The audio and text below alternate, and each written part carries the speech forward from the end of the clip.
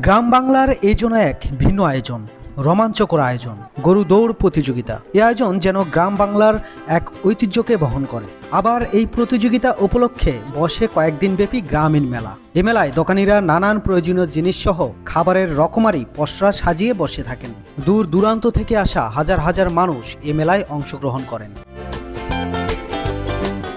ঢাকার নবাবগঞ্জে যন্ত্রাইল ইউনিয়নের চন্দ্রখোলা কালীবাড়ি মন্দির মাঠে প্রতি বছর বাংলা পঞ্জিকা অনুযায়ী পৌষ মাসের শেষের দিন অর্থাৎ সাকরাইন ও পৌষ পার্বণ উপলক্ষে কালীপূজা অনুষ্ঠিত হয় এবং সেই সাথে বাংলার ঐতিহ্য এই গরু দৌড় প্রতিযোগিতারও আয়োজন করা হয়ে থাকে। তার দু একদিন পর থেকেই বেশ কয়েকদিন ব্যাপী বসে গ্রামীণ মেলা। আর এই মেলার প্রধান আকর্ষণ হচ্ছে এই গরু দৌড় প্রতিযোগিতা, যেখানে অংশ নেয় উপজেলার বিভিন্ন অঞ্চল থেকে আসা বেশ কয়েকটি বিশাল আকৃতির ষাঁড় গরু।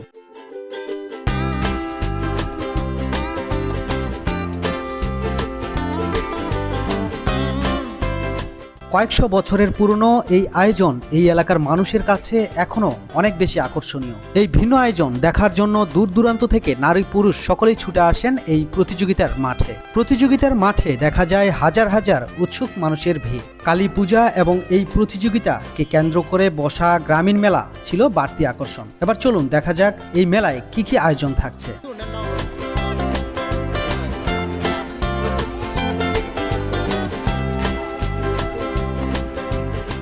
এই মেলাতেও রয়েছে মেয়েদের বাহারি রকমের রেশমি চুড়ি সহ বাহারি রকমের সব মেয়েদের প্রসাধনী, যেগুলো মেয়েদেরকে সত্যি বেশি আকৃষ্ট করে। বিকেল থেকে সন্ধ্যা পর্যন্ত মেয়েদের সংখ্যা এই কর্নারে সবচেয়ে বেশি দেখা গেলেও সময়টা এখন রাত, তাই একটু কম মনে হচ্ছে।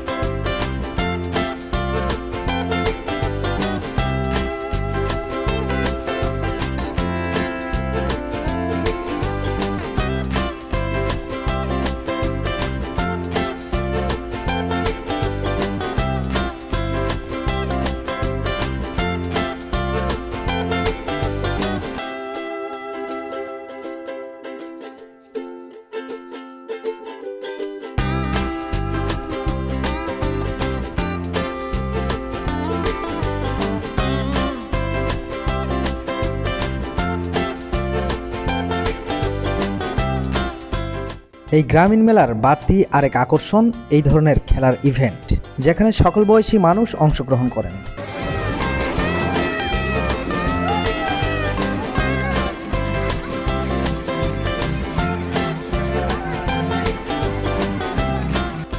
এই মেলাতে উঠে নানান ধরনের ফার্নিচার, যেটা কিনে আপনি আপনার ঘরকে সাজাতে পারেন আরো নতুনভাবে।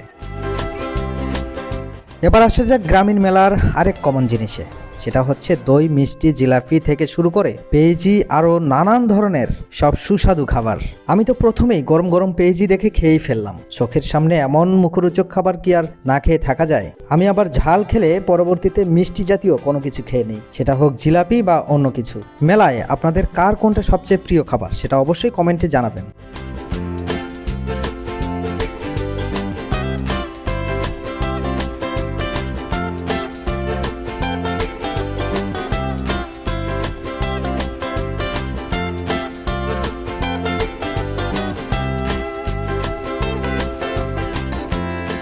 দর্শক, আজকের পর্ব আপনাদের কাছে কেমন লাগলো সেটা অবশ্যই কমেন্টে জানাবেন, এবং আপনাদের যদি কোনো এরকম ঐতিহ্যবাহী কোনো জায়গায় কোনো মেলার সন্ধান থাকে অবশ্যই আমাদেরকে কমেন্ট করে জানাবেন। আজকের মতো বিদায় নিচ্ছি, সকলেই ভালো থাকবেন, সুস্থ থাকবেন, বাই বাই।